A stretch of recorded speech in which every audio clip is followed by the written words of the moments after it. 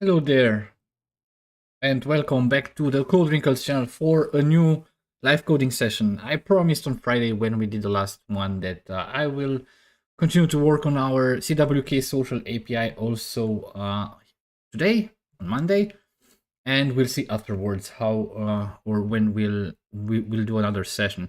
And on Friday, we actually try to implement this updating post comments and deleting post comments, which we were actually not able to fully test because we had the problem that we actually don't get the comments ID when we actually retrieve a post or the comments for a post. So that's actually the first thing that we would need to change. And there's also another thing that on Friday we said we need to change, and that's the fact that when we actually create a new comment, right now as part of the contract that the client, the consumer should send us as a body, should also provide the user profile ID. And that's because we have first implemented that endpoint where we did not have authentication. And right now we have authentication. So we never want consumers to specify the user profile ID because they could specify literally whatever they want. And that's not really the best way to go about this because we have a JWT token and we need to retrieve that information from the JWT token. So that's actually where we actually need to get it from. So let's start to work on that. And by the way, as always, it would be highly appreciated if you just say a hi. Maybe where are you watching from? If you're for the first time here, that would be awesome. And yeah, I guess whenever you have some questions or want to actually, well, talk about something, then yeah, we could just feel free to share here in the chat whatever you or whatever is on your mind. Hello, thank you very much for tuning in. Cool. So from India, glad to have you here. Thank you for tuning in. Cool. So let's start with that user profile ID thing. And for that, we have here in our API, we have this contracts folder. Hi there, I'm from Monroe, Louisiana. Okay, thank you for joining from the US. Thank you very much for that. Louisiana sounds like nice. Yeah, it's been a while since I have been last time to the United States with all these COVID issues and things. Well, it's been actually a while since I I was abroad in any country, so I guess for 2 years I stayed mostly in Romania. I also went to Moldova once, but yeah, that's almost the same, I would say, as Romania. Cool. So let's get started with it. So we have this contracts folder where we expose all our API contracts. By the way, theoretically, when you have an API that is actually deployed and consumed by different applications, it means that whenever you change something to your contract, it's basically a breaking change. Theoretically, you should then also go into the versioning part. So we have here this post comment create. And for this post comment create, we will actually need only the text part. Because user profile ID is what we'll take actually from the JWT token. And probably that right now will throw us some errors, but we'll fix them just a little bit later. Then for the other parts is here we have this request. So this means that these are bodies that consumers will send us as JSON. And here we have these requests. And these are actually the things that we return. Sorry, responses. And these are actually the things that we return as part of our API contract. And here, what we have a post comment response. And here in this post comment response, we said that we also want to have the comment ID, because when we want to update a comment or to delete a comment, we will need to actually retrieve that comment by its ID. So we'll have this public string. Let's have it comment ID get set. Cool. And it means that let me just take a look here. we have this post response, and in this post response, we have this post ID, this user profile ID, but here we just return GUID, so maybe we should just do the same here, because it will be a GUID. So let's be consistent here. So this the post response just has this type of stuff, and it doesn't really have comments. But then we have this post comment response. Yeah, that's what we retrieve as a post comment. But where is actually? I guess we get them separately. Yes, let's go now to our post controller and maybe look a little bit into what we actually do here. Yeah, let's maybe look through everything here. So this gets all the posts, and we map this to a post response. So we actually map this to this. Okay. So when we return a list of posts, it doesn't actually include the comments, but this also returns the same thing. Okay. Date created, last modified, so it's exactly the same thing here. Now, okay, get by ID, then create a post, then update a post, and delete a post, and get comments by post ID. Okay, so that's actually where we get the comments. Cool. So what do we retrieve here? We return this list of post comment response, which will now also contain this ID. Now, as comments are a nested resource, I'm thinking right now that I really don't want to have here, for instance, in my post response, I don't really want to have a list of comments, because if I have a post with, I don't know, hundreds of comments, that would just clutter my response. So instead, as the comments are nested resources, we have a dedicated dedicated endpoint for that. So in that case, if we want to retrieve the comments for a post, we just hit that endpoint and we get all. Yeah. Now, are we going to have authentication and authorization by read and write permissions? I'm not sure exactly what you mean by that, but probably at a certain point we'll have some authorization policies. But at least for now, for the resources that we have worked on, I didn't really find the requirement to actually have something like authorization. So right now, the only thing that we actually require is that user is authenticated, so that it actually possesses a GWT token. But we don't have any roles or claims and policies or security requirements that would actually define granular policies based on that. But I can imagine that at a certain point we'll surely need to implement that. But that would actually be very easy and to implement when we need that. But if you, I'm not sure if you have also watched the other videos, so that you also have an idea of what we actually have till now in this API. But if you think that there are some endpoints on which we would need some, I don't know, maybe more granular security policies, then please just let me know. I see that's an application that we develop actually as we go, so it's nothing planned in advance. So yeah, we go with the flow, and when we need to implement authorization policies, we'll certainly do that. Right now, the only thing that we check, for instance, is, but for that we actually don't have an authorization policy, because that happens at the application level, is that, for instance, when you want to delete a post, we also verify and check that you are the owner of that post. So yeah, that's kind of like a check that we do in our application layer, but it's not something that we have enforced through a security policy so far. Okay, so good. Now we have this post comment response that will also include the comment ID. So I guess we are fine with that. Let's go here to the controller, then back, and see where we actually have an error. And of course, the error is here because we need to get user profile ID from the token. Let's var user profile ID equals, and for that one we have on the HTTP context some extension methods that I always forget how they are called. We have an extension method that actually looks into the claims that we have and gets us the value of the user profile ID claim.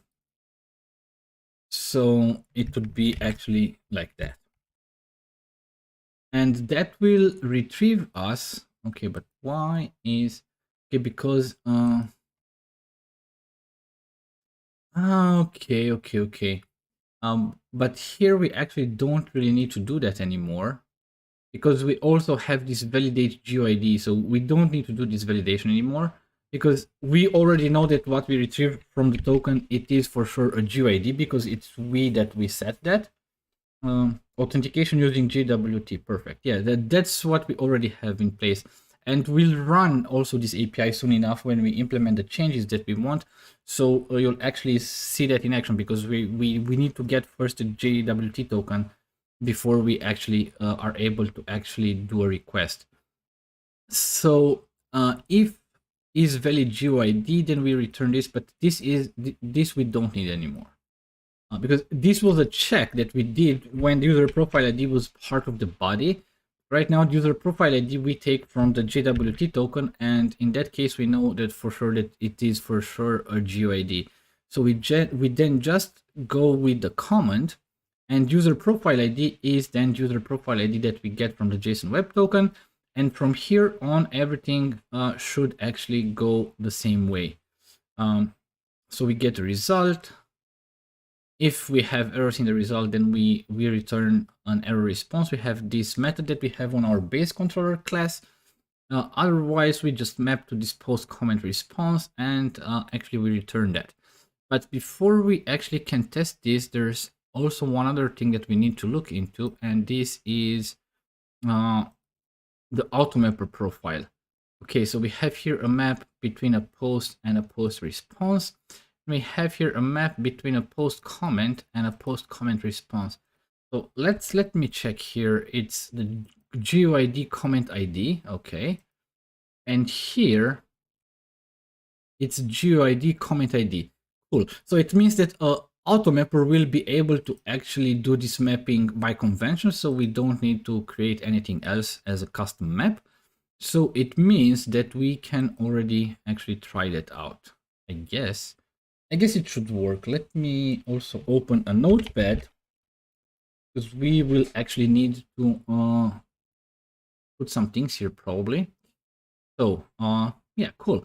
Let's run this API, and let's debug that, because we also have set some breakpoints on Friday on the features that we have implemented, like the new features, which are the part of deleting a comment or updating a comment.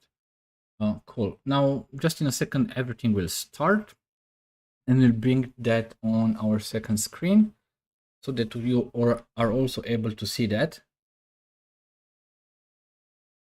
So the first thing that we need to do is actually log in. So that's the first thing that we'll need to provide.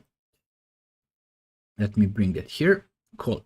So you see, for instance, posts, if we right now try to get that, we'll return this 401, because we are not authorized to perform this action. Because yeah, we actually haven't logged in, so we don't have a cookie that indicates that we are logged in, and we don't have a JWT token. So yeah, let's do just that. So, okay, sorry. So here we have on this identity, we have this login endpoint. So let's do it like that. And I guess the user that I have is this one, and the password, I guess it's something like that. Of course, that's only in my local database, and that's not my real password, so you can check that out if you want. Okay, why does it take so long? Okay, it took a little bit longer, but you see that here we have this JWT token that we have received by our API And for instance, if we go to GWTIO, here we can, for instance, place in this token, and we see that we set on the token two custom claims, which is the identity ID, which is the identifier of the identity user, and we have user profile ID, which is the identifier of user profile. So that's actually what we get with the HTTP extension methods. It's actually this value. So that's actually right now our JWT token. And right now in Swagger, to be able to actually use that, we have this authorize.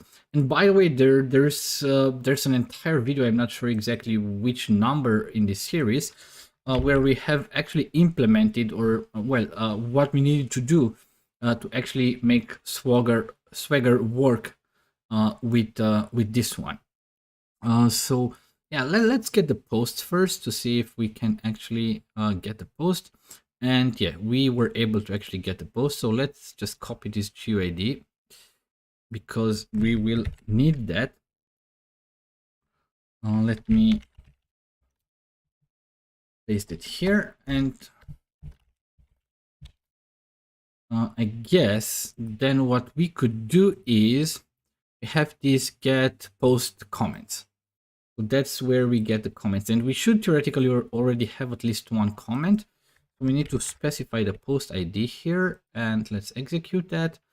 And indeed, we receive the comment, and this is also the comment ID. So that's the change that we have implemented just now. Previously, it did not appear here. Okay, so let's also note that down here in this notepad, because what we want to try out right now is actually the functionality that we have implemented on Friday. And that functionality is, or was actually, to, where is that? Comments, that's the delete, yeah, and that's also the update. Cool. What was actually the value of this text here that we had? It was string. Okay, so that was the value of the comment. So let's update that. So we have here the comment ID. Try it out. So the comment ID we already have in the clipboard, and the post ID we actually get from here. And here, instead of string, my updated comment. So yeah, let's see what happens here. Okay, we hit a breakpoint first. So that's our controller action. You see that user profile ID we get once again from our HTTP context. That it means we get it from the JWT token. Then we get the GUIDs that we have actually here as parameters from the routing. We then just create this command object that we need to send to the mediator, and the mediator then does the rest. And if we click on continue, we should also have breakpoint on the handler. Or okay, what happened here? We didn't have.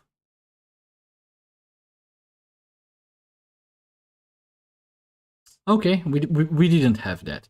But we have here this 204, which is the response that we generate, which means that it should have been successful.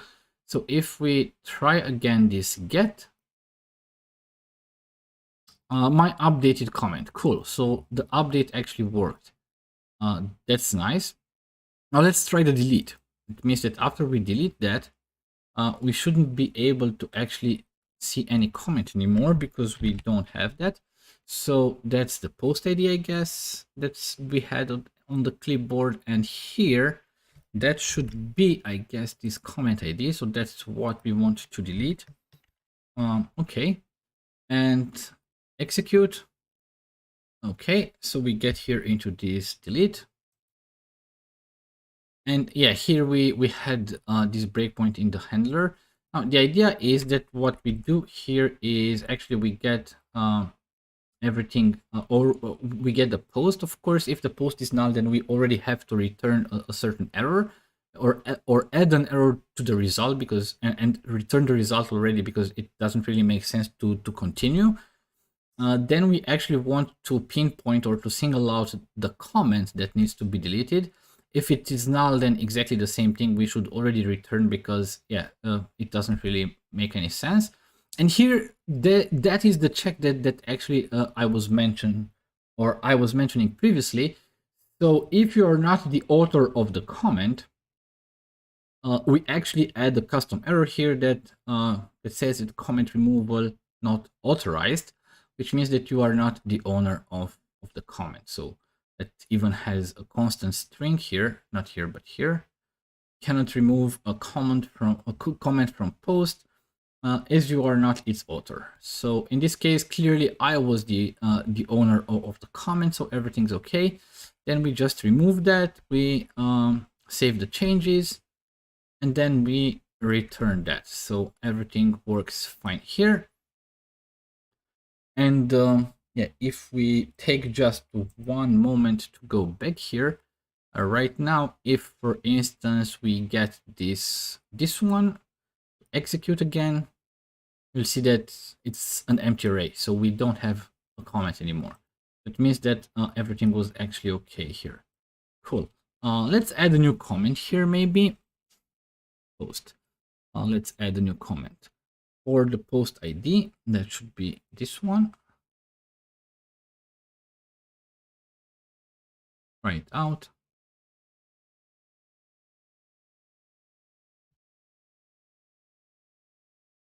Another comment.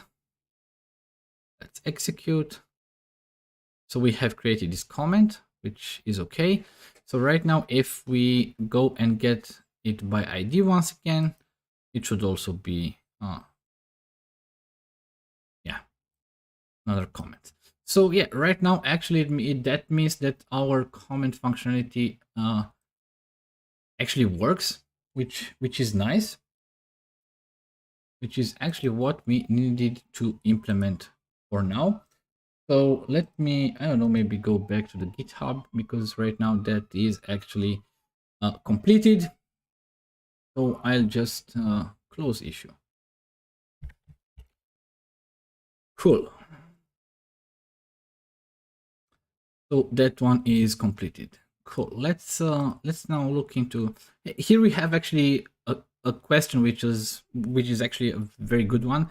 So I probably come to answer this question by Luca Gabi probably tomorrow or someday, because I want to actually give a more articulated answer.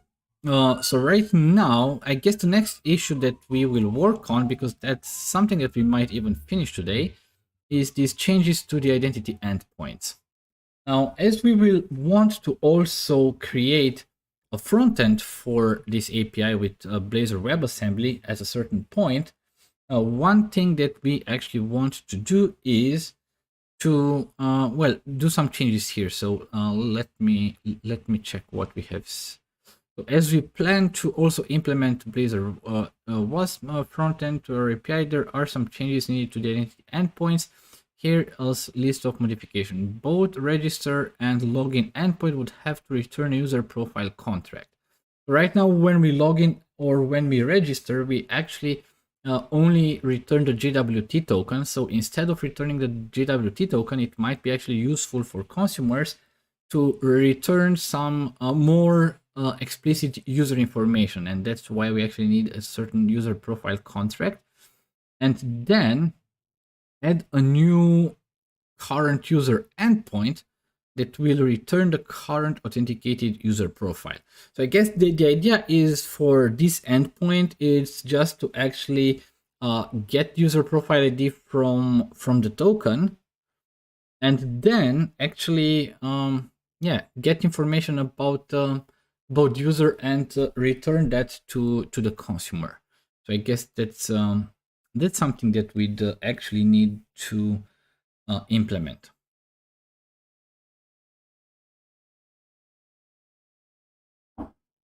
Okay, cool.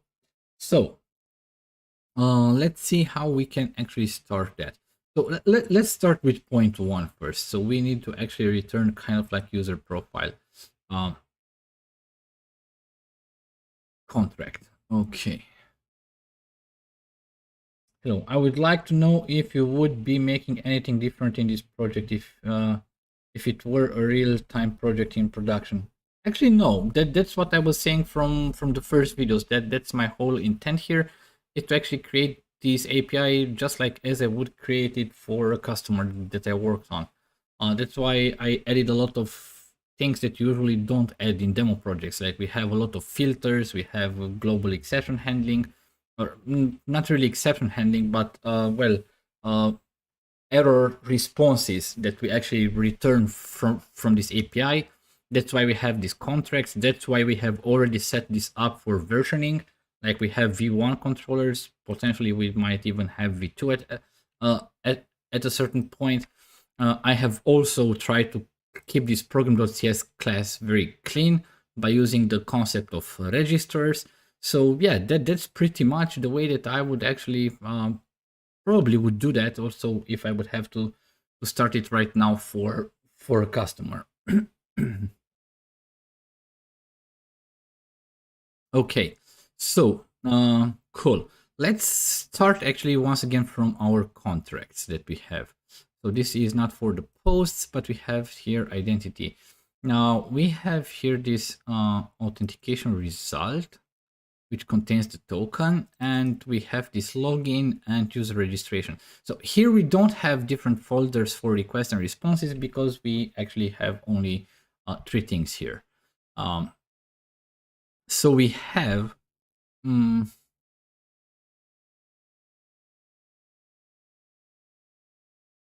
yeah, I guess I'm trying to think about right now because we also have user profile endpoint. And here we actually have this user profile that we return from that endpoint. And I wonder actually from the identity, I think that we might actually just want to maybe, I don't know, create a new contract because we might want to also get some basic information from the user profile. Here we have first name, last name, email address, phone, date of birth, current city. But we might even want to get, I don't know, maybe the username, which is from the identity user. I'm not sure if you would like to return anything else from the identity user. So yeah, that's kind of like interesting. So I guess we'll just end up having a new contract. And yeah, let's add here a new class. And here, how should we call it? That's always a pain for me. How should I call my classes? So the idea is that what we return here in this contract is actually a combination between the identity user and user profile that would also include the GWT token. So that's what we actually want to return here. So how should I call this contract? If you have any ideas, maybe identity user profile. You're a true mentor. Thanks you for all your efforts. I'm glad you enjoy that. So without you, I wouldn't actually make these videos probably. So I'm glad that you're here and that you find this type of content valuable. Cool. So I guess we'll call this identity user profile because it's a combination of the identity, the user profile, and yeah, we'll also have the GWT token. But actually, okay, let's maybe just close that one because it was still running the process of this application. So what do we actually need to retrieve here? No, not from the controllers. That's not what I wanted. That's not what I wanted. It's actually a combination of these ones. I'm not sure that I really want to actually have such nested things maybe. In what we return here, maybe we just return a plain object. So maybe we'll have this type of information here. So we have the first name, the last name, the email address, the phone, the date of birth, the current city. What else do we have? Actually, not much.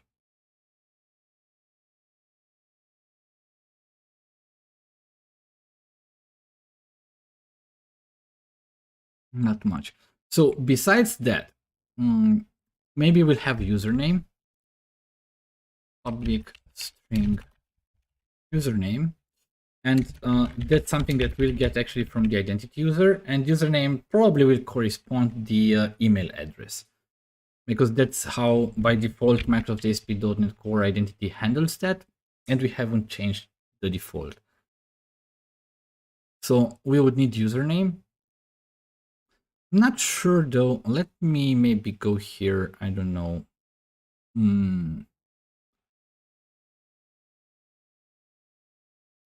Where do we actually have the reference to that one? In data access layer.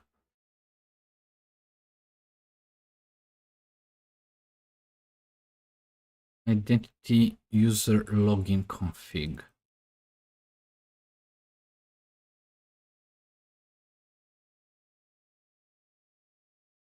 What's that even? Okay. Oh, but that's for the login providers. We don't use external providers right now.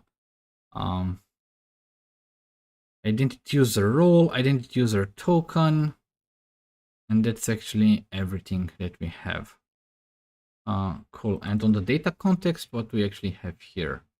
So we have just user profiles and the posts and the configurations. Now let me just do that for 1 second. Public db set of identity user, and what I actually want to do here, then we'll probably remove that. Okay, what did you do here, dear rider? Okay, we have to provide a name. Okay, identities get set. Okay, actually, let me bring in this missing file, which is the end user, and let's navigate to that. So let's take a look. What actually do we have here? Okay, so these are all constructors and other things. So yeah, we have username. So that's for sure something that we want to have. Normalized username, I guess that's not really get to set the normalized username for this user. Not even sure exactly what this normalized means. Email, that's something that we already have.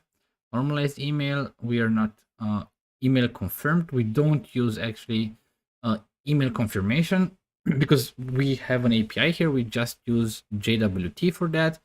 A password hash, that's something not that we want to share. Security stamp, that's also not something that we actually want to share. Concurrency stamp, that's also not something that we'd like to share. Phone number, I guess that one we already have. Yeah, we have the phone number. Where were we? So that's not something that we want. Two-factor enabled, I guess we don't use two-factor authentication right now. We have a very, very basic authentication setup. Lockouts, we don't have. Access fail count. No, I guess that's pretty much it. So from this part, we'll just need username, because the consumers, the front end, might need to know the username. Maybe they want to display the username at some point. So yeah, that's usually something that you would have to provide. So we'll just include username. Now the only thing, let's go here to using, and this one is not something that we need anymore, because that was added only for the identity user. So yeah, that's pretty much it, I'd say, for this one. So username, yeah, maybe just let's use the same casing that also ASP.NET Core Identity uses, like username, and the N should be capital letter, first name, last name, email address, phone, date of birth, current city, and then the token. Public string token. We could even be explicit JWT. Oh no, because that's also, let's name this token. Cool. So that's actually the contract. That's what we actually want to return outside. Cool. And if we have the contract ready, then the next thing that we would have to actually do is that the authentication result we will not need anymore. So we'll probably remove that. Identity user login config. What's that? So this is remove comment from post. That's something that we already have done. Update, that's also something that we have done. So we don't care about that anymore. Identity user login config. That's also not something that we need anymore. Login, username and password, that's still the same. So nothing changes here. And user registration also. So let me go right now to the identity controller. Where is that? Identity controller. Cool. So here, what we have is this register. And this is the first one that should actually return that that identity user profile. So the new contract that we have created right now. But that one actually takes the information from the application layer, so from the handler. So let's go back to our handlers, to the application layer, and here we have a feature folder for identity, and we have this command handlers, and there is this command handler for register identity. Cool. So what we actually do here, that's actually a bunch of stuff. Okay, as I get a phone call and I really need to take this one. So I will be off for, I don't know, between 5 and 10 minutes, but I will be back then afterwards. I really need to take this call. So please, please accept my apology for that, but we'll go on a very, very short break.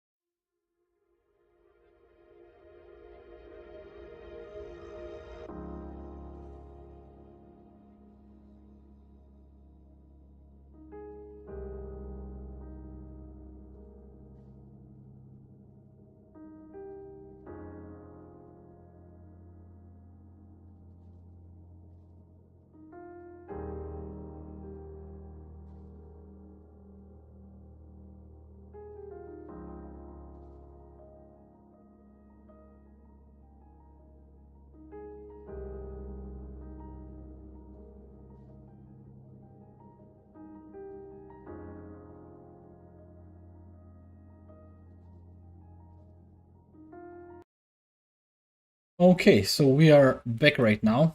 Once again, sorry for that, but I really needed to take that phone call. It was, well, family matters, so yeah, they come first. Cool. So where are we?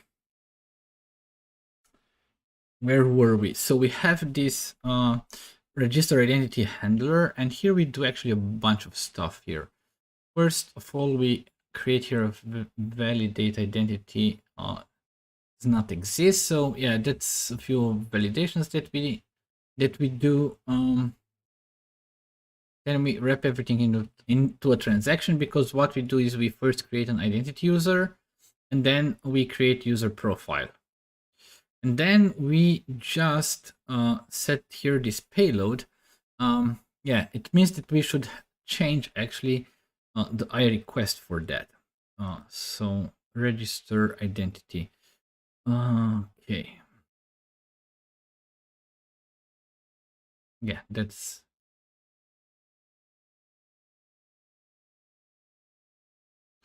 returns right now an operation result of string, which is the JWT token.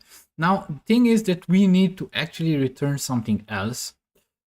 So probably the reason why I like to kind of like structure everything in these folders that actually correspond to certain features in the application is that I would like actually to have all the things together that kind of like belong together one way or the other. Now, from this comment, what we would need to return here is not entirely an identity user, and it's not entirely a user profile, so it's actually a combination of both and plus the JWT token. So that's actually a perfect fit for a DTO. So we need a DTO here. So let's create a new folder here, and let's call it DTOs. And see that I have created this folder because these are DTOs that kind of like concern the identity feature. So we have all the DTOs that we need for that here. In this case, we have at least one. Probably we'll have only one, because both for login and register it would be the same. So how should we call that? Similarly to our contract, identity user profile DTO. And actually what our DTO will contain right now is actually the same things that we have here in our contract. Cool. So let's go back to our DTO thing. Yeah, and the reason why we actually do that is because it will actually be very easy to actually map that.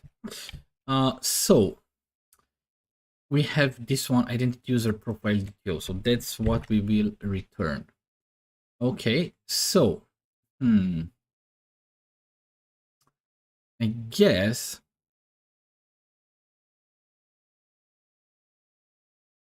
you can go here to this I request, and this will return an operational result of identity user profile DTO. Okay, so we add the missing reference. Of course, that would break our comment. And since we are here, we'll actually do things a little bit differently.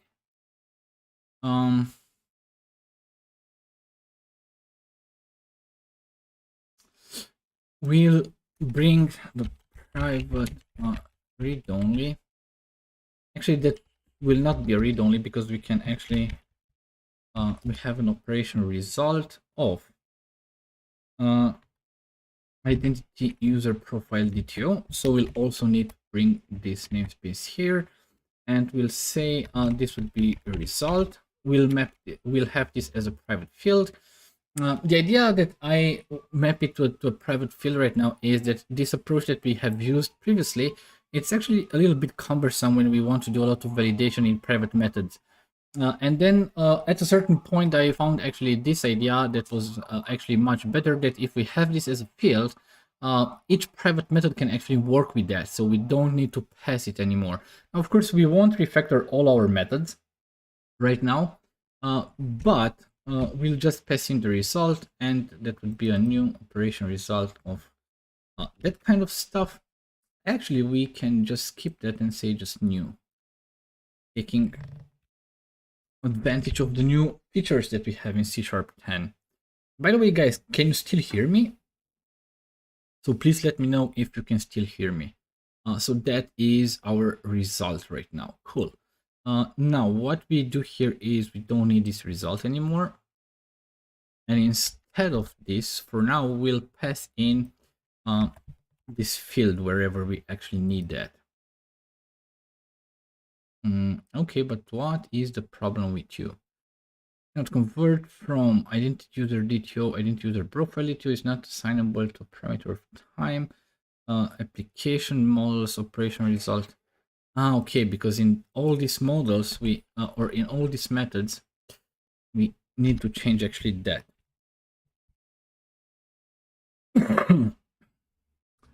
But even more than that, if we still need to go here in all the methods, can even remove everything.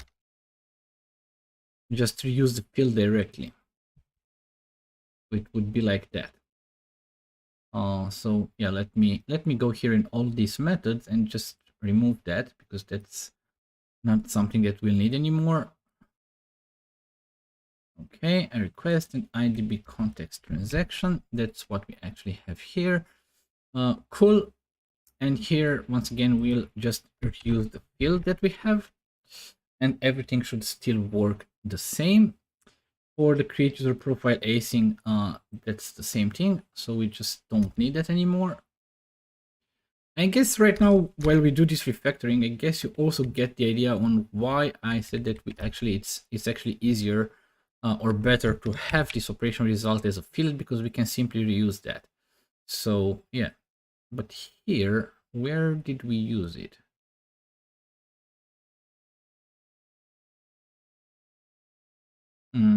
Okay.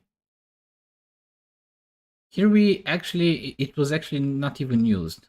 Okay, then here we have this one, and that generates the token. Okay, so yeah, here in this case, we cannot, so everything's okay here with these methods. Now, it means that what we'll need to do here is we don't need to pass in the result anymore. Okay, if result is error, then we will return the result here. Then for the next one, it's exactly the same. We don't need to pass in the result anymore, because that method would actually already add the errors if we have any, and then we just return that. Create user profile, once again, that's something that we don't even need anymore.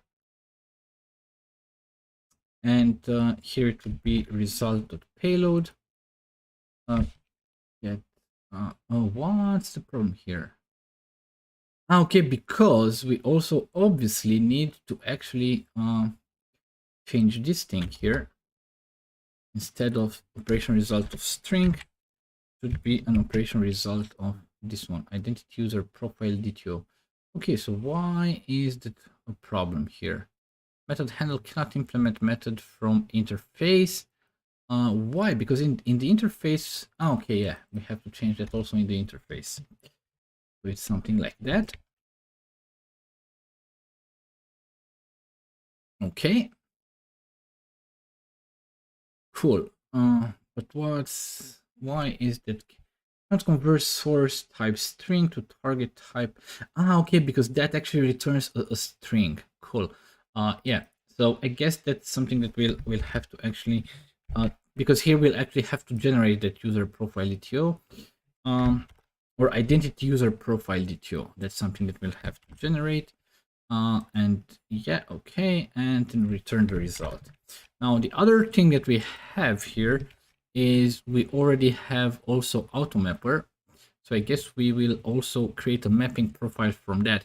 As since we get most of the information from the user profile, we will actually use Automapper to actually map from a user profile to an identity user profile DTO, because we can map all the properties, and then the username will just set from the identity, and yeah, that would be it. Cool. So let's then, let's then create here a new folder, because that would be another thing here. Profiles. And here, let's call this identity profiles. These are, of course, Automapper profiles.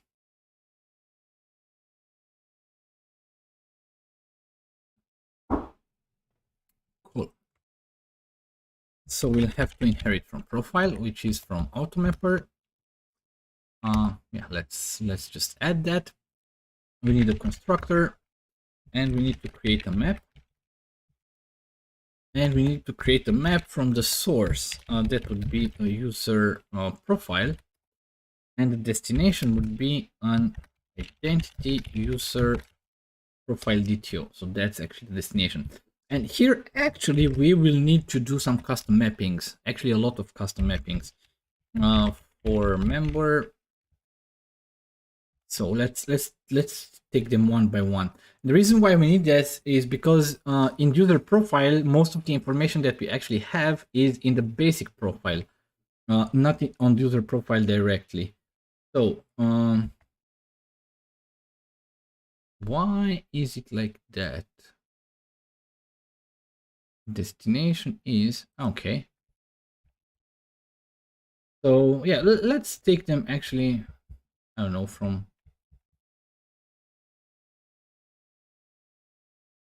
where's okay. Let's take them one by one. So the phone, and since Rider does add a lot of things to us here, we'll actually write here this option, and we'll go on a new line with the lambda option map from and source. This would be on the basic info, and it should be phone. Cool. And practically, we need to add exactly the same thing: destination dot. Okay, what would be the next one? Token, that's something that we will set separately. Current city, okay. Then options, and let's go on a new line, just like we did previously. Options map from source basic info dot current city. Okay. Cool. And then we'll have this for member once again. Destination dot email address. Options.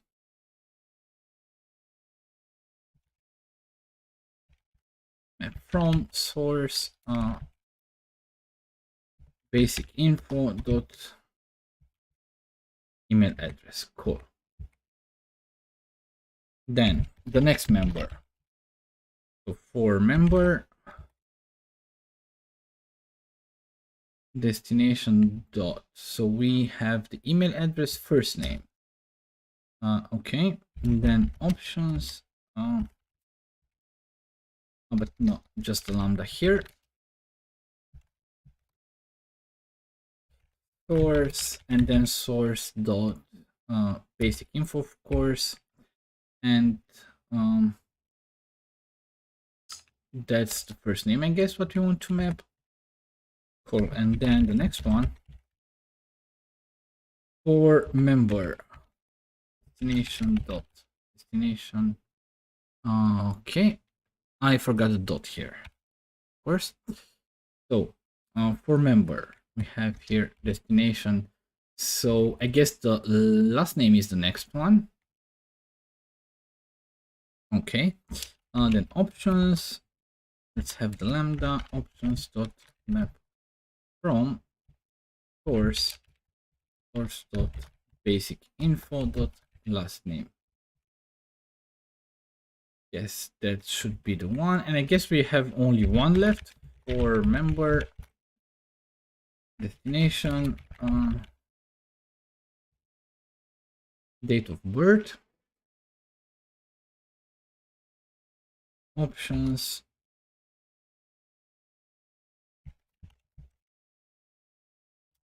Okay. From basic info, date of birth. Cool. So that's actually what we need here. Okay. So we did this mapping, and I don't think we actually need anything else. So that would actually kind of like do that for us. Now it means that we will need to also inject the mapper here. Private read only I mapper. Let's add the missing references, and we'll of course need that also here. And we'll need to assign that. Mapper equals mapper. Here, like that. Cool. So it means that once we have all the results that we actually need, so the first thing that we can do here is say result.payload equals payload. I guess I had a typo once again. Payload equals mapper.map, and I want to map to an identity user profile DTO, and the source would be this profile, I guess. That should be a user profile. Cool. Yeah. Okay. And now there are only two things that we need to set. So first of all, that would be the token. So on the payload, we say where do we have that token? Here. So that would be that one.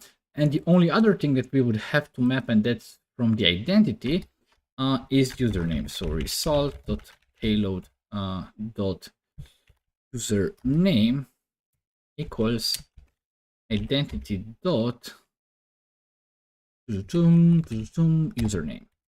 Okay, that should actually do that. Yeah, and I guess we should be actually good with this one here. I guess that should actually do it for the registration part.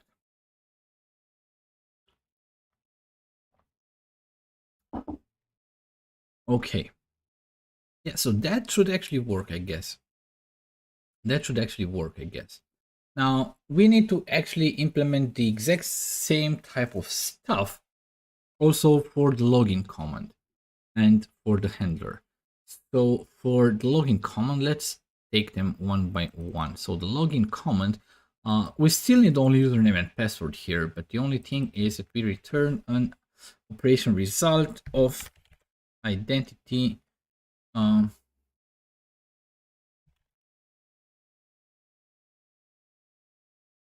DTO. So that's actually what we return. And of course, then our handler actually has lots of problems, and we need to actually kind of do the same type of refactoring here. Identity user profile DTO, that's what we want to return. Of course, then everything will break here. Let's maybe just copy that over. So the return of the task should be this one. And yeah, let's add also here private read only I mapper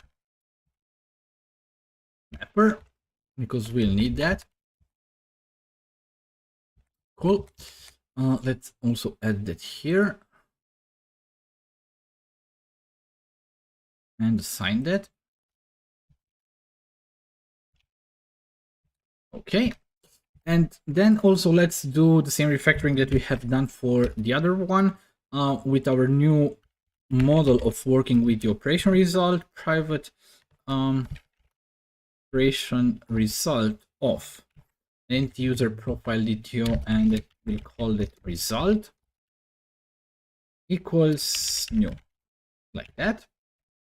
Okay. And then we'll have to kind of like replace the result everywhere that we actually use. Let's also bring this on a separate line. By the way, we're using also cancellation tokens all the way, I'd say. So then we don't need this result anymore because we have that already as a field, and each method can actually work with that. So let's refactor this method. Validate. Okay. So in this case, we don't need the result anymore. We really just don't need it. And here, everywhere where we work with the result, we can just, I don't know, identity. Let's, I don't know, maybe give this on a separate line. And then result. And we should be good with that one. Now, a get JWT string that actually doesn't use at all our result. So the only thing that we have to change is here, result, return result. Yeah, the payload here, once again, we'll have to refactor that a little bit. So for now, we can just say that request.payload dot token. That would be the part where we have the token. Now here in this method, we don't need that result anymore. And when we do this check, we can just check that field. And if we have errors, we can just return that. So cool. So right now we have this user profile. And we have also the identity user. So everything should be fine here. I guess, I don't know, let me maybe, I don't know, also bring this on a separate line. And the only thing that we need to do here is let's have it like that. So result.payload equals mapper.map. So it's exactly the same as previously. So we will map to an actually we have this already copied to identity user profile DTO, and we'll map user profile. Cool. So that maps most of the properties. Now also the token, we already have it here. So the only other thing that we would have to map is result.payload dot user name equals mapper map. No, this is not with mapper. That's directly from the identity user. User name. Cool. Okay, so we have right now everything that we need also here. We still have some errors somewhere. Where do we have some errors? Where do we still have errors here in our handlers? Okay, let's just take a look at our problems. So we are here in this one. Okay, obviously we got a semicolon somewhere. Okay, now that should fix it, I guess. Okay. So yeah, I guess that's for the handlers. That's mostly it. So right now everything should be fine. Now the only thing that we would need to do here is come actually back to our identity controller. Now the authentication result here, of course, we need to handle that differently. And actually what we'll need to do here is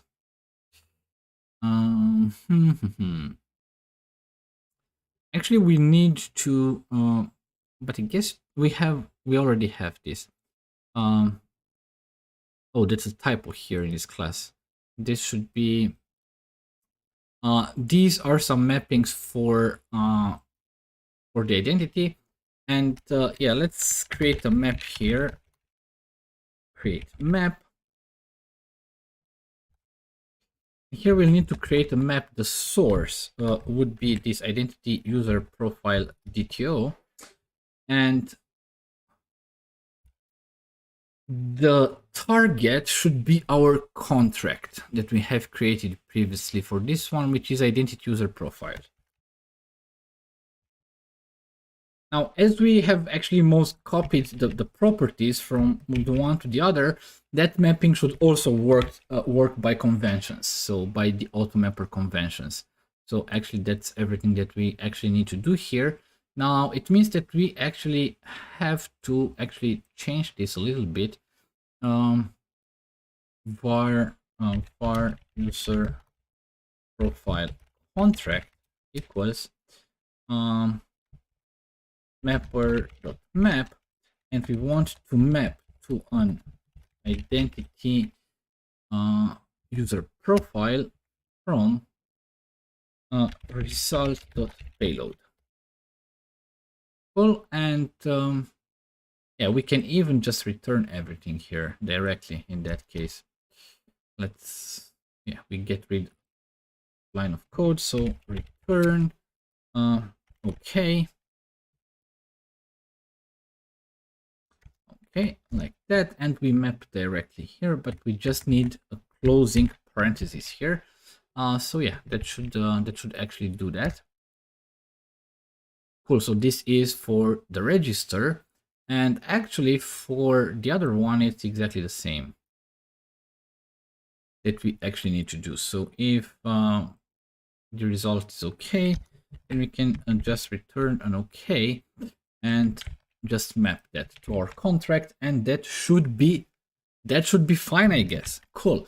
Yeah, I guess everything should be fine here. I don't know. Let me maybe just put some breakpoints here. Where are our handlers? We'll try to register a new user here. Yeah, let's try that out. And also for the login, let's try then also to log in with certain user. And yeah, let's put a breakpoint here. And I guess we can run this application in debug mode. And I guess it should be not add, but debug. CWK social API.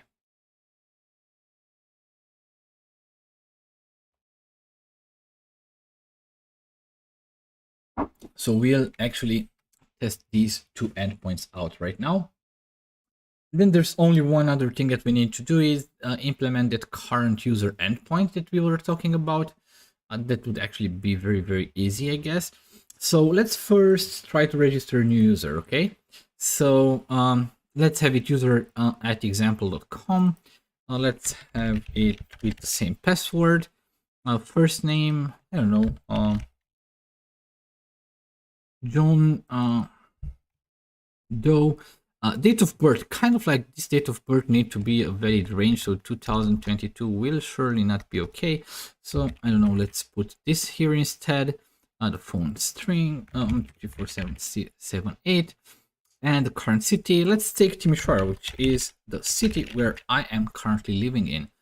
So yeah, that should register a new user. So let's take a look about what happens here. So we are here in this handler. So let's see, validate user. That also talks to a database, and the first time that it actually does here while debugging, its actually result is error. Also, we don't have an existing user already with that username, which is actually okay. Yeah, then we begin everything. We create the identity user. So then the identity is created. And we get it back, which contains all this type of information. Then we create the user profile, and yeah, everything should also be created for the user profile. And everything that we need is actually here in this basic info, I would say. Current city. Cool. And okay, we of course commit the transaction, and now let's see how that mapping worked. It kind of like worked. The current city, birth date, email address, first name, last name, phone number. Then the only things that are not set through the mapping is the token and the username, but those actually we set right now. So right now we have set username, and right now we have set also the token for that. So yeah, that's fairly cool. That's fairly cool. And then the return, if we go back to our browser. So if we go back to our browser, we see that, yeah, we have actually returned all this type of information. And we still also get the token, which we can then use for authorization purpose. Okay, cool. But let's right now also try the other endpoint out. So that was the login. We can maybe even actually use the other user that we already had. So I'll use this one. And yeah, the password be that one. So let's see what we have here. So we are in the handler. So we did get the identity user, which is okay. Now we get user profile, which is also okay. Cool. Now the payload, the mapping, okay, works. So just token and username, they are missing, but we are setting them right here. Then we just return the results. So also login works with this type of new setup that we have right now. So kind of like we did a lot of nice refactoring here. And here the return, which is exactly the same, like here we have a lot of information and also including the JWT token that we might be able to actually use. Cool. So that actually means that this is working. So point 1 is actually done. Now the other thing is that we need to add this current user endpoint. Okay, so let's kind of like do this here. Now we will not actually need this anymore. The user profile controller is something that we'll still need. Register identity, that's not something that we'll need. Then user profile, yeah, okay, cool. So we have login, we have, let me just get rid of that. We have, well, this login, this delete account, if somebody wants to delete their account. Now the current user, that would actually be a public async task of my action result. Let's call it just current user. And actually, we don't need anything here. We don't need anything because we get the user profile ID from the JWT token.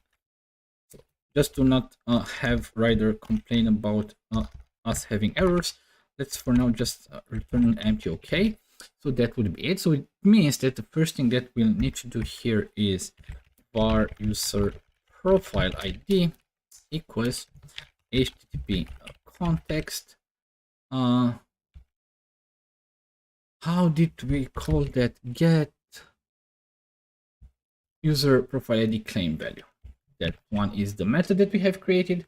Remember, that is a custom extension method that we have created on the HTTP context. That kind of like looks into the claims that we have on the token and extracts for us the value of the user profile ID claim.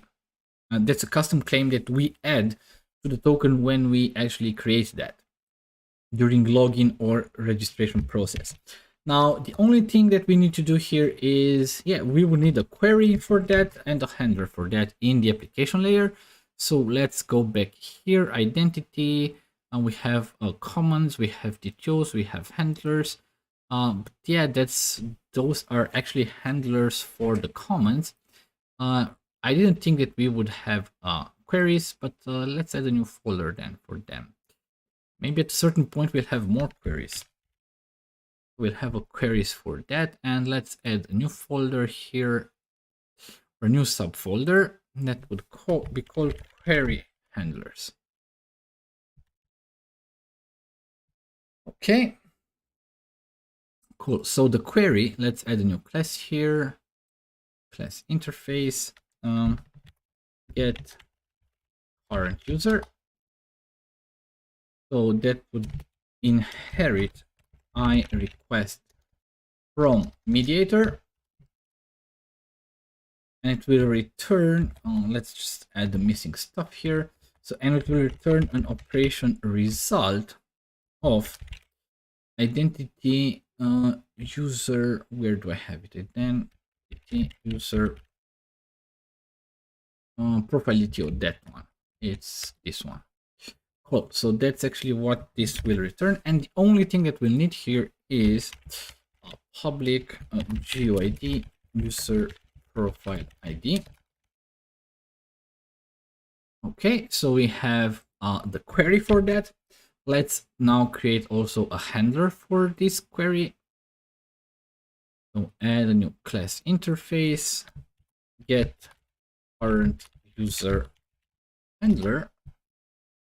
Okay, and this would inherit I request handler from mediator. I request handler, and the query for which it will handle a response would be the get current user, which is this one, and the return type would be an operation result of identity user profile DTO. Okay, That's also a little bit long, so let's move that on a separate line. And the only thing that we need to do here is implement the interface. Oh, why is it like that?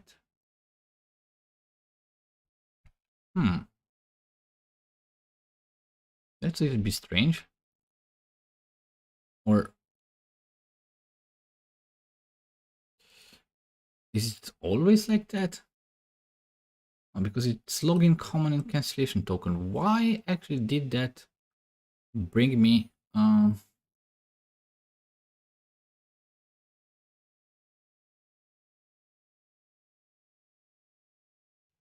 That's okay because that's wrong. That's wrong. Because that's not an exception handler. That's another thing here in my request handler. And here we still need to add a missing. And then yeah, implement the interface. Yeah, and now it's looking like I would expect that. So async task. By the way, guys, once again, if you have any questions or if you just want to get a discussion going, if you want to say anything, just say it. You have the chat functionality here, so use that. Yeah, we don't use pipelines right now. Cool. So what we'll need here is a private read-only. The data context is something that we need here. We'll need here the private read-only. I guess here we'll need once again the user manager of identity user manager. I guess it's pretty much the same that we have, for instance, here. So let's make sure. Okay, we also need the identity service is no. I guess no. This is not because we use this identity service is just a custom service that we have created to actually map the options for our identity stuff from the appsetting.json file. In that case, we don't need it. We needed this here to actually generate the token. But actually, we'll need that because we will need to generate the token because. Okay. So right now, I guess we just hit because we actually don't persist the tokens right now, and I really also don't want to persist them. That would add actually a lot of extra problems. So if you want to get the token, the only thing that you could get the token is by actually signing in or registering. So in that case, yeah, we will not use this identity, but we will use the Automapper and the operation results. So these are things that we'll also have here. So let's also add them. Automapper. Let's import the missing stuff here. Means the only thing that this means is that the token will actually be null for the consumers when you get the current user, and yeah, we'll also keep it to that. Then we'll need a constructor, and the constructor, what do we need? We need the data context.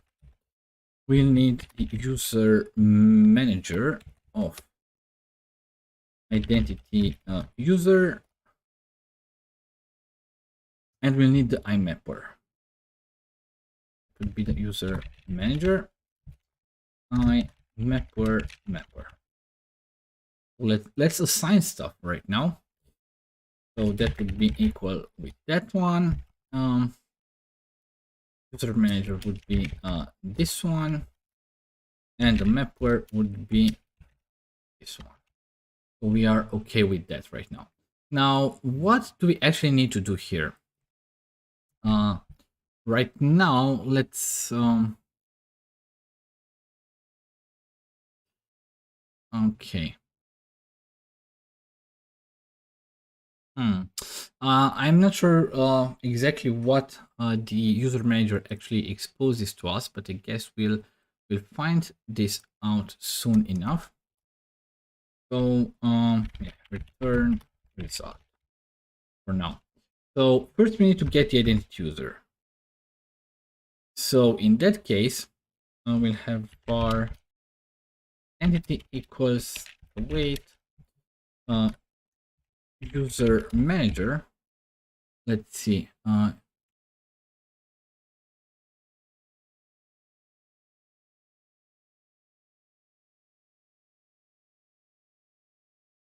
Claims, change password, check, confirm, get claims, get email, get logins async, get roles, get user async.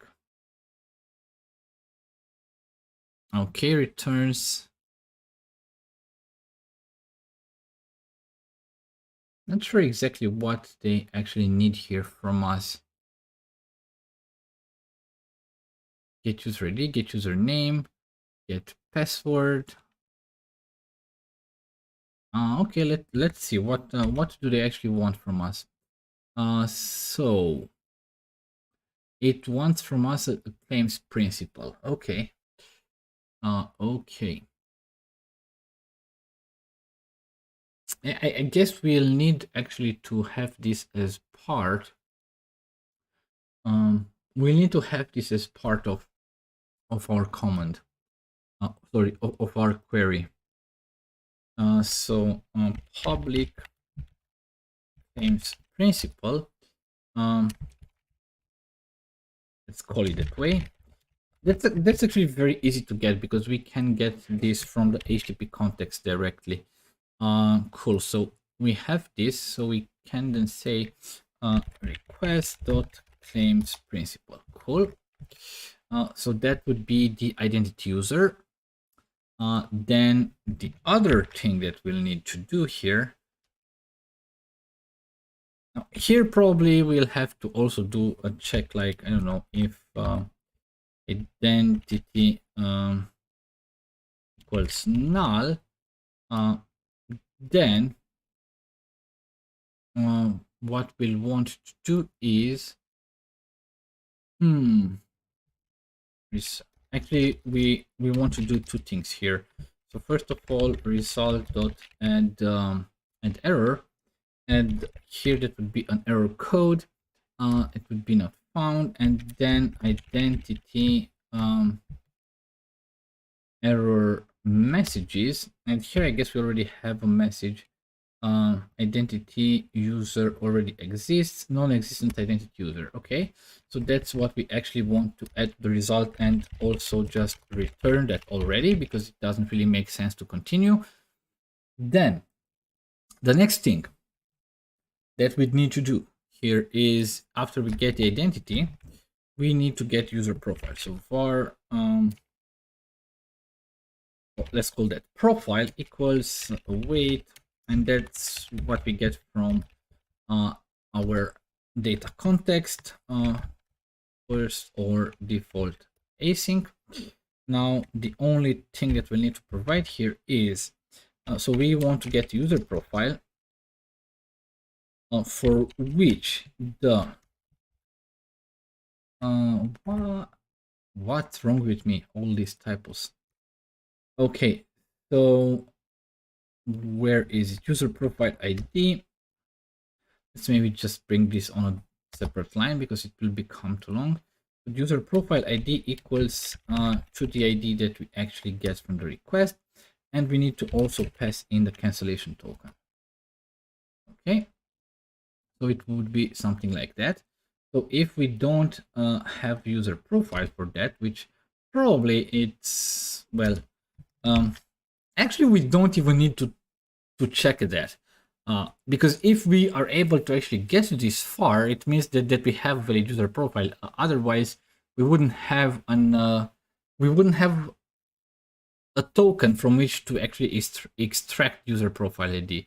And I guess that's also the same thing for the identity. You wouldn't have an identity, or if you don't already have an identity, then you wouldn't have a token. So yeah, let's just remove that. Actually, that's not needed. It's never gonna happen. Cool. And then the only thing that we need to do here is say, for instance, var, no var, but result dot payload equals mapper dot map. So we want to map to an identity user profile DTO, this one, and the source for that would be the profile that we get. Now the only thing that we would still need to add the result dot payload dot username equals identity dot username. Cool. And we don't set a value for the token because, as said, in this case it would mean that we would have to persist the tokens, and that's something that I really wouldn't like to do right now at the current stage of the application, because I really want to go with the other features that I want to implement, like sending friend requests and accepting friend requests and things actually related to that, because we will need all those features when we'll start to build a front end for this API. Cool. So yeah, that's, but here, this one, yeah, this should also accept a cancellation token, I guess. No, it doesn't. Okay, it probably handles cancellation by itself. Yeah, but this one actually does, and it's okay with that. Okay, cool. So right now we actually have implemented and wired everything up here. So that means that we can actually go to our identity controller. Now there's only one other thing that we need: var claims principal equals HTTP context user. It would be this one. So that is a claims principal. So the user that you have on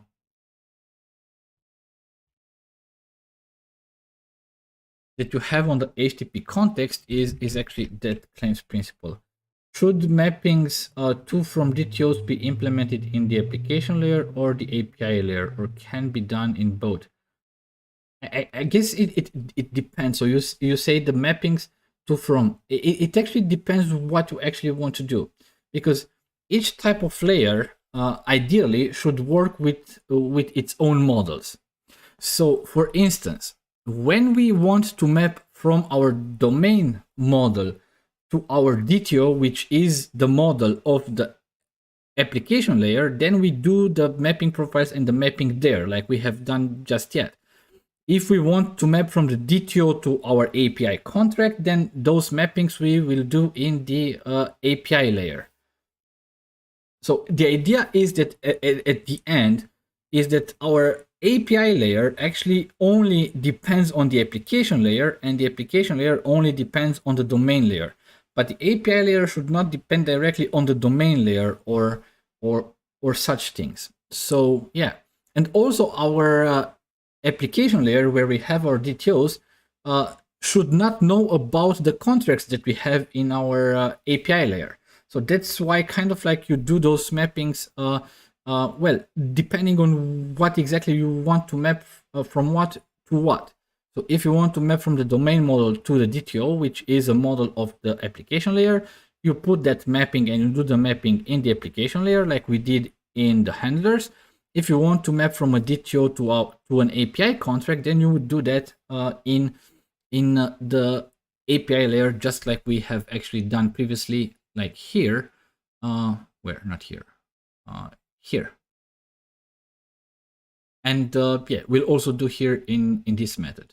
But now that we have the user profile, and now that we have the claims principal, we can have here var get query equals get new get current user, which is this one, but we'll just use the object initializer for that. So the first thing that we need to do is provide user profile ID, which is equal to the user profile ID that we have, and provide the claims principal, which is equal to the claims principal. And actually, if I think better, we can just not even assign that. We can just take that directly from here. So HTTP context dot user. So that would be the claims principal. Now the only thing that we need to do is var result equals await mediator send. What's the problem with you guy? Okay, it's this one. Why without s? So we want to set, but here we just want to also get the cancellation token. That's something that ASP.NET Core provides for us by default, so we don't really need to actually do anything special for that. So await mediator.send. So we want to send a query and to pass in also the cancellation token. Not like that. We named it just token, of course. Okay. So right now, once again, if we somehow get some errors, but that's not really the case in our case here, because we probably won't get any errors here.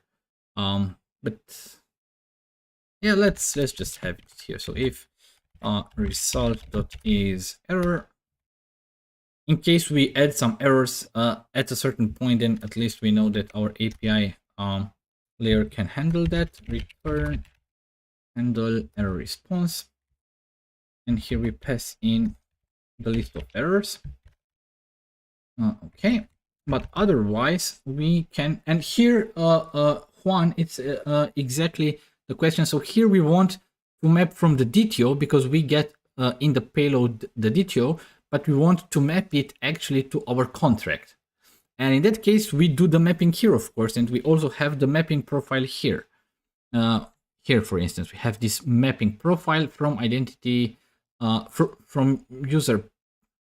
Actually, no, sorry, I was here in the application layer. But if we go here on our API, in our identity part, or no, we have here this one. So we have here you see here we have the mapping from what we receive from the application layer to our contracts. And those mappings, of course, they are a concern of our API layer. So we have here this mapping from the application layer model to our API contract model. And of course, in our identity controller, we'll actually use that mapping and say mapper.map.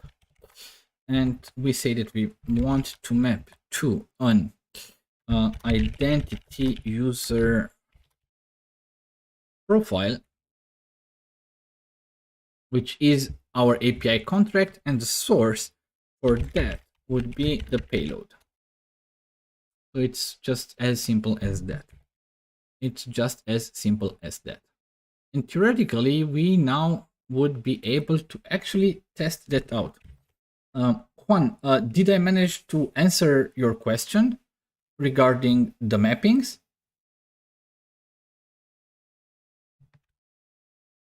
Okay. Cool. So let's actually run that and see if we are actually able to get the current user endpoint. Oh, okay, but no, I guess we okay, I guess we won't be able to do that. So we'll have to stop the application actually. So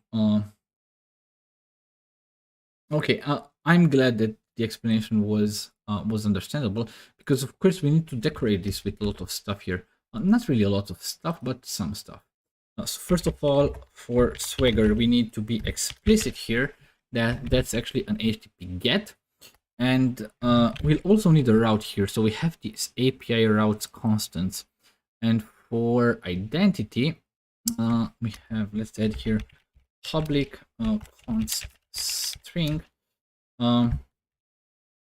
current user equals, and yeah, in that case, I guess it would be the base route for the API or for this controller, and it would be then just current user.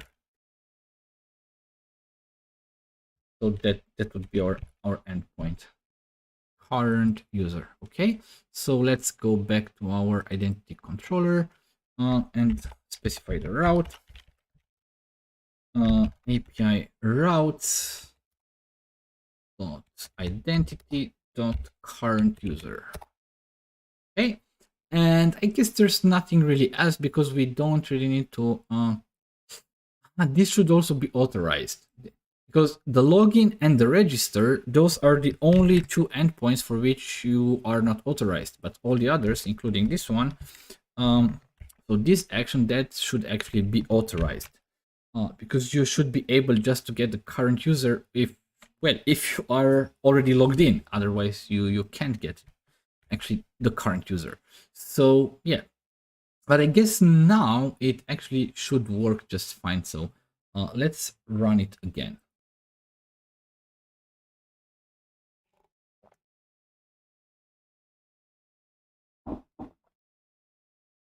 Let's run it again. Cool.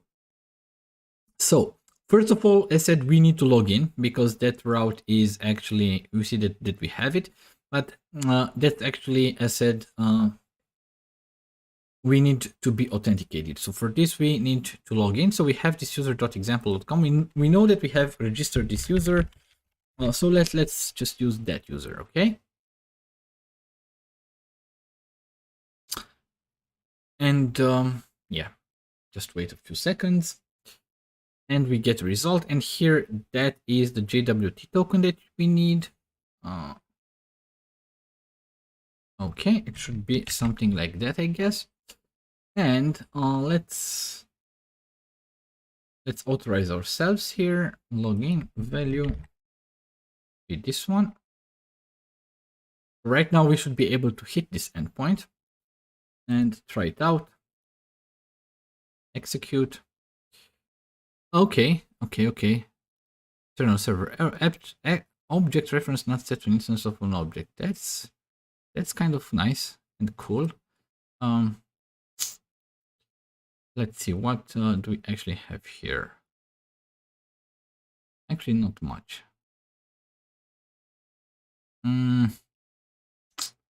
Not much. Not really nice from us right now. You know what? Let's just stop that. We'll keep the browser window open though. Let's put a breakpoint here. And now I remember that we actually haven't run that in debug mode. We just run that, or we did just run that. So let's. Where is the handler? Here's the handler. So let me also put a breakpoint here. And yeah, let's then take a look exactly what happens here. So let's right click this one and not add but debug. Right now it will start again. We already have this Swagger window that is already open, so we can just close that and we can just reuse this one because here we are already authenticated. So we don't really, I guess also a problem here might be maybe we have, I don't know, maybe we have copied this, I don't know, the wrong way. Let me, I don't know, gwt.io because that, but in that case, it should have been unauthorized, not internal server error. So no, that one should be correct, I guess. So that one should be correct. Cool. So let's just run that again with the current user and check exactly what happens.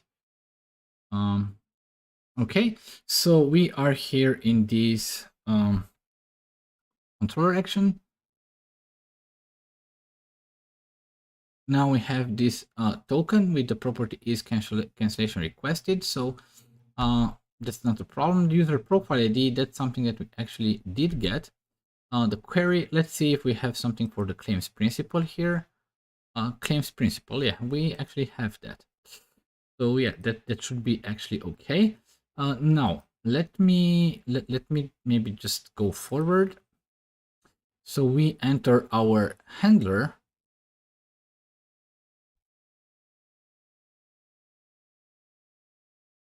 Okay. Identity is null. Okay. So that's strange.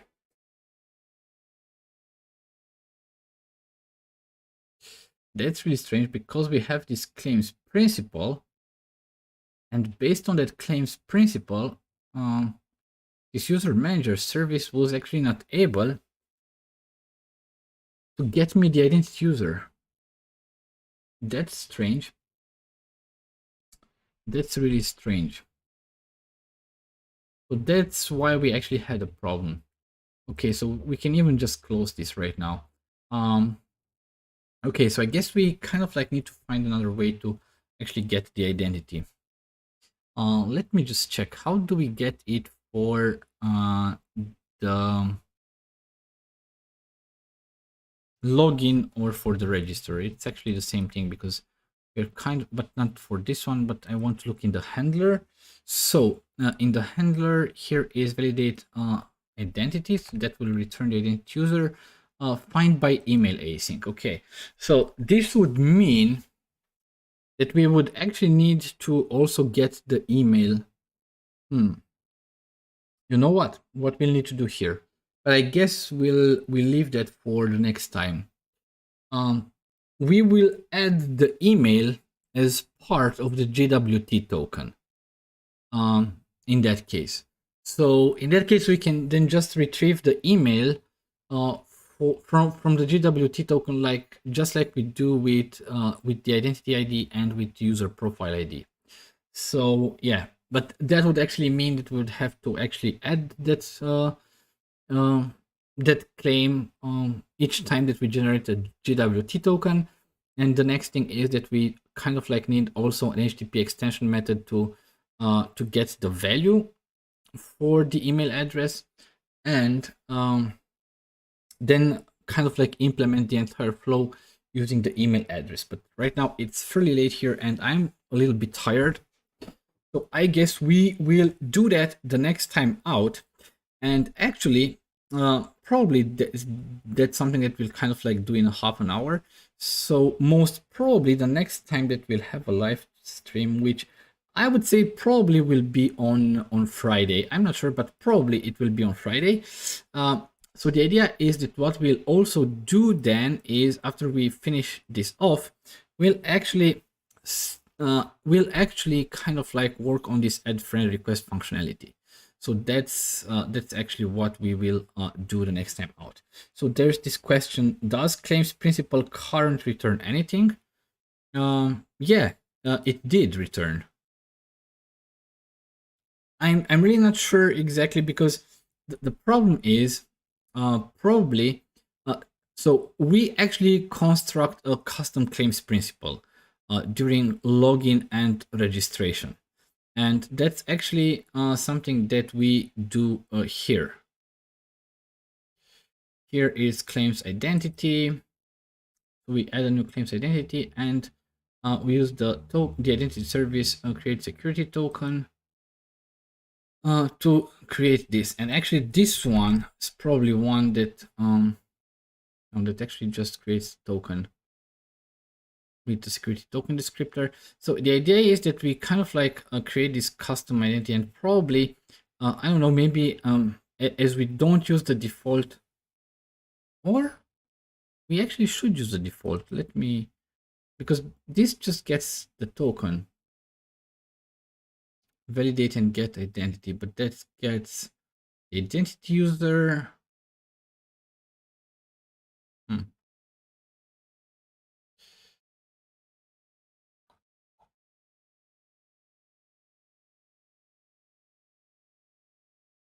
Yeah, I'm not exactly sure why that happens, but the problem is that, yeah, as we create this, actually we just create the claims identity.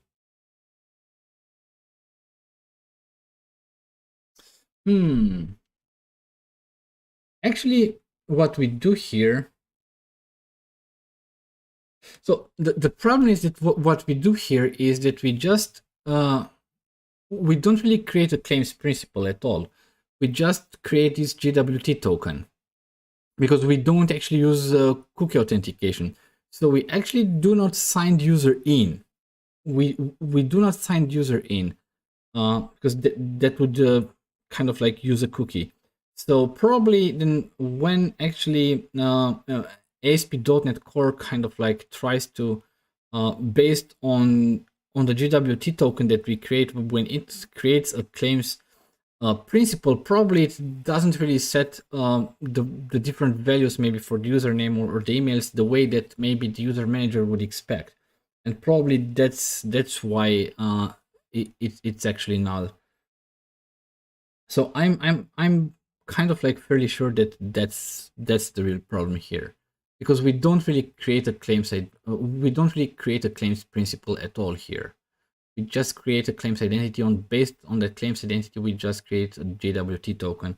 And when a request comes in, ASP.NET Core, what it actually does, it looks at the authorization header, and if it finds something there, it actually deserializes the token and creates the claims principle based on that token. And probably there's kind of like a mismatch or something that that a user manager would expect, and probably it's not 100% as it is. So yeah, what we'll do is, I guess we'll go for this approach with the email. I guess it would kind of like make more sense. Just one side note: when you validate the username and is incorrect, you return the error response as incorrect username, and same thing for the password. You return incorrect password. Yeah. Okay. I'm not sure I'm getting exactly the point. So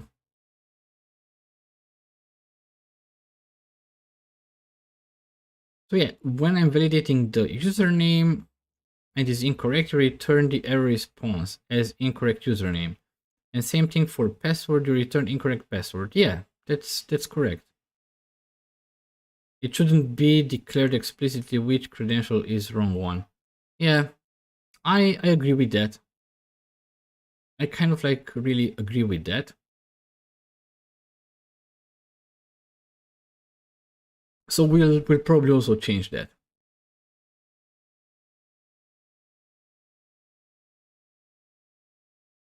That's true, because all the applications have it also this way. So I totally agree with that. Thank you very much for the side note. So that's something that we need to change.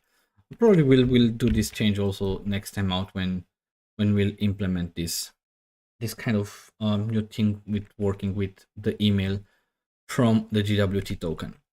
Cool. Okay, guys. Really, thank you very much for tuning in. I totally appreciate it. I hope maybe you enjoyed this session. Maybe it was not the most exciting one because I was also a little bit tired. But yeah, probably next time out it will be much better, and I guess it will be more exciting because we'll start to work on a totally new feature, which is this friend request things. So yeah, I guess that would be some nice thing to do. And as said, it's not a promise, but most probably I will do a live stream on Friday with that one. Cool. Okay, thank you really very much once again for being here, and until next time, please stay safe, take care, and let's catch up then on next Friday. So have a good night. Bye.